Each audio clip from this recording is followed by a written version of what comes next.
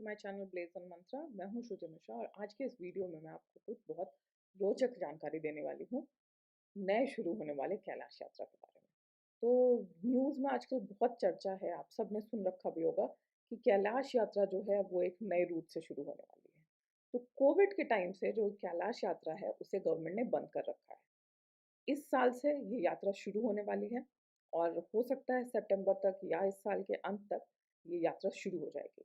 लेकिन अब ये जो नए रूट से यात्रा शुरू होगी वो काफ़ी आसान होने वाली है, कम दिनों के लिए यात्रा होगी और यात्रियों को कम से कम भूभाग पैदल चलकर जाना होगा। जैसे कि पहले ज़्यादा से ज़्यादा जो स्ट्रेच था इस यात्रा का वो ट्रैकिंग करके या ये कहें कि पैदल चलकर ही पूरा करना होता। तो आइए इस जानकारी के बारे में विस्तार से जानते हैं। कैलाश मानसरोवर के महात्म्य के बारे में जितना भी कहा जाए वो कम है। लेकिन जो कैलाश पर्वत है और जो मानसरोवर है ये तिब्बत के भूभाग में है, जो कि अब चाइना के कब्जे में है। तो भारतीयों को इस यात्रा को पूरी करने के लिए बहुत सारी दिक्कतें आती थी और जैसा सभी जानते हैं कि तिब्बत का जो टेरेन है, तिब्बत का जो लैंडस्केप है वो बहुत ही ट्रेचरस है, बहुत मुश्किल है वहाँ यात्रा करना। गाड़ियाँ नहीं जा सकती थी, प्रॉपर रोड्स नहीं हैं। तो इन्हीं सारे प्रॉब्लम्स को ध्यान रखते हुए, भारतीयों की भावनाओं का ध्यान रखते हुए भारतीय सरकार ने एक नए रोड का निर्माण शुरू किया है। एक नया रूट होगा अब कैलाश पर्वत तक पहुँचने का। तो इस नए रूट को समझने के लिए ज़रूरी है कि पुराने क्या-क्या रास्ते हैं कैलाश पर्वत तक जाने के, हम उन्हें देखते हैं और फिर मैं आपको बताऊँगी कि किस तरीके से जो नया रूट है, वो आसान होगा, जल्दी पहुंचा जा सकेगा और सस्ता भी होगा। स्क्रीन पर जो आप मैप देख रहे हैं, ये दिल्ली और नेपाल से होता हुआ दो रास्ता है जो कि कैलाश मानसरोवर तक जाता था। तो दिल्ली से अल्मोड़ा हल्द्वानी मतलब उत्तराखंड को पार करते हुए लिलुपेक पास के पास से ये रास्ता चाइना में एंटर कर जाता था और ज़्यादातर जो रास्ते का जो एरिया था उसे यात्रियों को पैदल चलकर जाना होता था। और रेड में जो यहाँ मैप पर आप देख रहे हैं ये पूरा एरिया है जो कि तिब्बत में या ये कहें कि चाइना में। अभी तक कैलाश मानसरोवर पहुंचने के लिए 3 रास्ते थे। एक दिल्ली काठगोदाम से निकलकर जाने वाला रास्ता जिसपे कि भारत सरकार यात्रा को ऑर्गेनाइज करती थी। एक सिक्किम से होकर भी रास्ता जाता है, उसके बारे में भी हम लोग आगे बात करेंगे। और एक रास्ता काठमांडू नेपाल से जो कि जनरली जो प्राइवेट टूर ट्रैवल्स हैं वो कैलाश यात्रा के लिए उसे यूज़ करते हैं। तो भारत सरकार जिन रास्तों को यूज़ करती है वो एक आप यहाँ पर सामने देख रहे हो जो दिल्ली से निकल कर जाता है और दूसरा रास्ता सिक्किम वाला हम लोग आगे देखेंगे। पहले इस रास्ते को देखते हैं कि कहाँ से कहाँ तक ये रास्ता होकर और किस तरीके से जाता है। तो यहाँ पर जो आप प्लेन ब्लू लाइन्स देख रहे हैं ये मेटालिक रोड्स है, मतलब जिस पर गाड़ियाँ चलकर जा सकती हैं। और यहाँ पर जो आप डॉटेड रेड लाइन्स देख रहे हैं ये सारा जो रास्ता है वो यात्रियों को पैदल चलकर ही जाना होता था। और उसके बाद लिपु लेक पास को क्रॉस करते ही यात्री जो है वो चाइना में प्रवेश करेंगे और फिर वहाँ से ये रास्ता और कैलाश पर्वत का जो परिक्रमा पथ है वो सब यात्रियों को पैदल ही पार करना होता था। अब चूंकि ये जो पूरा ही भूभाग है इंडिया का या तिब्बत का, सबको अगर साथ मिला लें तो पूरा का पूरा क्षेत्र हिमालय क्षेत्र है। बहुत सारे ग्लेशियर्स, लैंडस्लाइड सब कुछ आपने सुन रखा होगा।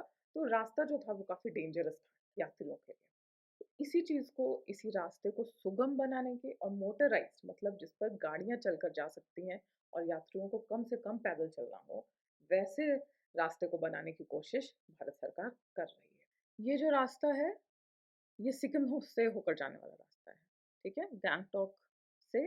फिर लेकिन ये रास्ता पूरा का पूरा चाइना तिब्बत से होकर ही जाता है, जैसा कि आप मैप पर देख सकते हैं। और ये रास्ता जो आप अभी जो देख रहे हैं स्क्रीन पर, जो लखनऊ से और नेपालगंज, नेपाल की सीमा से होकर जा रहा है, ये रास्ता सबसे ज़्यादा जो प्राइवेट टूर्स वाले हैं वो उसको यूज़ करते हैं, ठीक है। फिर अभी जो हमने 2 रास्ते देखे वो रूट भारत सरकार यूज़ करती है कैलाश मानसरोवर यात्रा के लिए। तो यहाँ पर आप देखें, लखनऊ या दिल्ली से आप नेपालगंज पहुँचते हैं और उसके बाद नेपाल क्रॉस करते ही ये पूरा रास्ता चाइना में होकर, अभी जिस मैप को आप अपने स्क्रीन पर देख रहे हैं ये मैप भारत सरकार द्वारा प्रोवाइड किया गया मैप है, इसी रास्ते से, इसी रूट से होकर मानसरोवर, कैलाश मानसरोवर यात्रा पूरी की जाती थी। तो यहाँ पर आप देखें तो लेफ्ट हैंड साइड में इस कौन कौन से मेजर जगहों से ये यात्रा होकर जाती है वो आपको दिख रहा है, और सामने ही मैप पर प्लॉट भी किया गया है।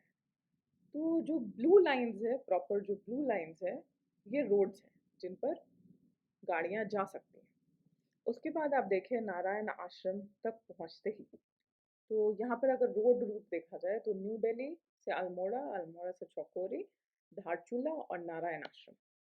नारायण आश्रम उत्तराखंड में पहुंचने के बाद जो रास्ता है वो ट्रैक का रास्ता हो जाता है, मतलब यहाँ से आगे गाड़ियाँ नहीं जा सकती, यात्रियों को पैदल ही इस रास्ते को पूरा करना होता था। फिर यहाँ से लोग चलते हुए पहुँचते थे लीपू पास के पास, जो अभी हमने पहले लिपू लेक पास की बात की। अब ये लिपू लेक पास को क्रॉस करने के बाद यात्री जो है वो पहुँच जाते हैं चाइना में, तिब्बत चाइना में, जहाँ से फिर आगे ये जो पूरा परिक्रमा पथ है कैलाश का और मानसरोवर का, उसे फिर पैदल ही यात्रियों को पूरा करना है। तो कुछ पोर्शन ऑफ जो यात्रा है वो रोड से की जाती थी, मतलब गाड़ियों से लोग जा सकते थे, बट ज़्यादा से ज़्यादा यात्रा का जो भूभाग है वो पैदल ही तय किया जाता था। इस नए रास्ते को बनाने का पूरा कार्यभार जो है वो बीआरओ को दिया गया है, बॉर्डर रोड्स ऑर्गेनाइजेशन। तो बॉर्डर रोड्स ऑर्गेनाइजेशन को इस तरह के डिफिकल्ट टरेन में, मुश्किल जगहों पर रोड बनाने में काफ़ी महारत हासिल है। अब इस रोड को बनाने में, ये जो रास्ता आप अपने मैप पर देख रहे हो, नया रास्ता जो पिथौरागढ़ से लेकर लिपू लेक पास तक बनाया गया, यहाँ पर बहुत सारी अड़चने आई।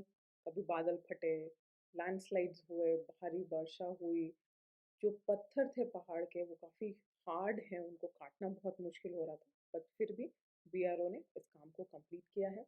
रोड के ज़्यादातर हिस्सों का उद्घाटन हो चुका है, ट्रायल भी हो चुका है। तो बहुत हद तक आशा है कि इस साल के अंत तक, या अगर खबरों को माने तो सितंबर तक ये यात्रा शुरू हो जाएगी इस नए रूट से। अब ये जो नया रूट है इसे 3 स्ट्रेच में बनाया गया है। पहला जो स्ट्रेच है वो आप यहाँ देख सकते हो, पिथौरागढ़ से लेकर तवा घाट। तवा घाट वाला जो स्ट्रेच है ये 107 किलोमीटर लंबा है। दूसरा जो स्ट्रेच है ये तवा घाट से शुरू होकर खाटिया बाढ़ तक जाता है 19.5 किलोमीटर्स, और उसके आगे खाटिया बाढ़ से लेकर ये लिपू लेक पास, यहाँ वाला जो एरिया है, यहाँ तक ये 80 किलोमीटर्स का स्ट्रेच है, जिसे अभी लगभग कंप्लीट कर लिया गया है। 5 किलोमीटर बाकी है जिस पर काम चालू है। अब ये वाला जो सेकंड जो स्ट्रेच है तवा घाट से लेकर खाटिया बाढ़ तक, इसको डबल लेन करने की कोशिश की जा रही है ताकि उस पर जितने भी गाड़ियां हैं वो आराम से जा सकें। और ये जब पूरा रोड जो 80 किलोमीटर वाला स्ट्रेच है ये जब बनकर तैयार हो जाएगा, तो जहाँ पहले 1 सप्ताह से भी ज़्यादा लग जाता था लोगों को ट्रैक करने में इस रोड पर, अब वहाँ लोग गाड़ी से सिर्फ 2 दिन में पहुँच पाएंगे। बॉर्डर क्रॉस करने के बाद यहाँ लिपू लेक के पास में बॉर्डर है, नेपाल इंडिया चाइना बॉर्डर है ये। इस पास को क्रॉस करने के बाद पिलग्रिम्स को, जो यात्री हैं, उन्हें 5 किलोमीटर और पैदल चलना होगा। उसके बाद से फिर चाइना का जो रोड जो कनेक्ट करता है मानसरोवर कैलाश को, उस पर यात्री जा सकते हैं। और जो परिक्रमा पथ है वो यात्रियों के ऊपर होगा कि वो उसे पैदल पार करना चाहते हैं या बस से या किसी व्हीकल से पार करना चाहते हैं। अब जो ये नया जो रूट शुरू हो रहा है, इस रूट में 80% जो यात्रा है वो इंडिया के भूभाग से ही कंप्लीट की जा सकेगी। पहले जो मैंने आपको मैप्स दिखाए, जो रूट जो सिक्किम वाला जो रूट है या नेपाल से होकर जितने भी प्राइवेट ट्रैवलर्स यात्रा करवाते हैं, उस यात्रा का 80% से ज़्यादा भूभाग चाइना के अंदर आता है। अब इस नए रूट को बनने की वजह से जितने भी इंडियन यात्री हैं वो इंडिया से ही आसानी से रोड की मदद से, बिना ज़्यादा पैदल चले, बिना अपने जान को जोखिम में डाले, आसानी से इस कैलाश मानसरोवर यात्रा को पूरा कर सकेंगे। दिल्ली से कैलाश मानसरोवर पहुंचने के लिए पूरा रास्ता जो है अब वो मोटराइज हो जाएगा, मतलब गाड़ियों से जाया जा सकता है। दिल्ली से एक यात्री को पिथौरागढ़ उत्तराखंड तक जाना होगा। वहाँ पर एक रात का हॉल्ट होगा एक्लिमेटाइजेशन के लिए, ताकि जो यात्री हैं वो हाई एल्टीट्यूड और वहाँ के कम ऑक्सीजन वाले मौसम में अपने आप को ढाल सके। सेकेंड एक्लिमेटाइजेशन होगा लिपुलेख पास के पास, क्योंकि यहाँ पर जो एल्टीट्यूड है वो और ज़्यादा बढ़ जाएगा, हाइट और ज़्यादा बढ़ जाएगा, वहाँ पर एक सेकेंड स्टेज एक्लिमेटाइजेशन होगा और उसके बाद जो यात्री हैं वो कैलाश मानसरोवर की यात्रा कर सकते हैं, परिक्रमा को पूरी कर सकते हैं। अब इस पूरे नए रूट से जो जर्नी टाइम पहले अगर हम कैलाश मानसरोवर के वेबसाइट को देखें, गवर्नमेंट वाले वेबसाइट को देखें, तो वहाँ पर 24 दिन का समय दिया गया है। ये पूरा जो समय है, जो 3-4 सप्ताह जो लगता था इस पूरी यात्रा को कवर करने में, अब वो यात्रा पूरे से पूरे 1 वीक में कवर की जा सकेगी।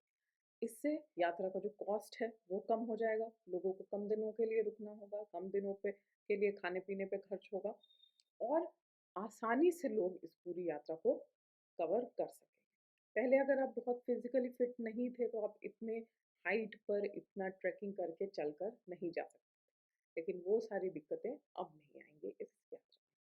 मैं आशा करती हूँ ये वीडियो आपके लिए काफ़ी हेल्पफुल रहा होगा और अभी तक अगर आपने कैलाश यात्रा पर जाने के बारे में कभी नहीं सोचा तो अब इस नए रूट से आप जाने की तैयारी कर सकते हैं।